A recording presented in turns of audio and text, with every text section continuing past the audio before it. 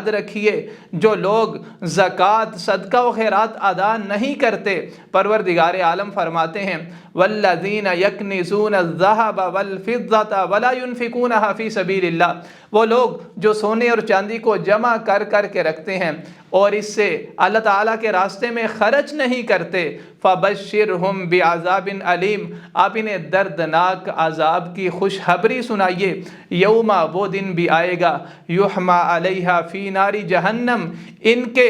اسی زیورات کو، سونا اور چاندی کو جہنم کے اندر تپایا جائے گا، جہنم کے اندر گرم کیا جائے گا، فَتُكْوَى بِهَا جِبَاهُهُمْ، اور اسی سے پھر ان کی پیشانیوں کو داغا جائے گا، وَجُنُوبُهُمْ، ان کے پہلوؤں کو داغا جائے گا، وَظُهُورُهُمْ، ان کی پشتوں کو داغا جائے گا، پھر کہا جائے گا هَذَا مَا كَنَزْتُمْ لِأَنفُسِكُمْ، یہ تمہارا وہی خزانہ ہے جسے تم سنبھال کر رکھتے تھے، فَذُوقُوا مَا كُنْتُمْ تَكْنِزُونَ، لہٰذا تم اپنے اس خزانے کا مزہ چکھو۔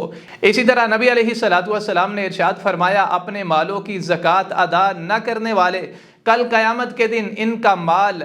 زہریلے اور گنجے سانپ کی شکل کے اندر آئے گا اور ان کو ڈس ڈس کے کہے گا انا مالک، میں ہوں تمہارا مال، انا کنزک، میں ہوں تمہارا خزانہ۔